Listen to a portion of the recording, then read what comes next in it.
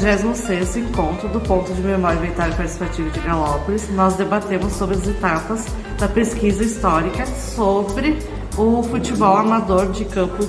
de Galópolis. Esse encontro do inventário foi muito especial, porque a gente conseguiu entender um pouquinho mais sobre os processos que a gente tem que ter,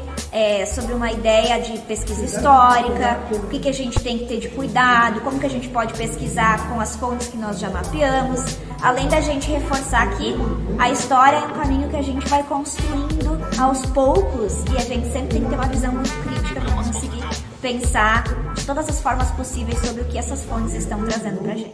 Eu amei, valeu a pena enfrentar o frio para estar aqui, resgatando as memórias de Galópolis.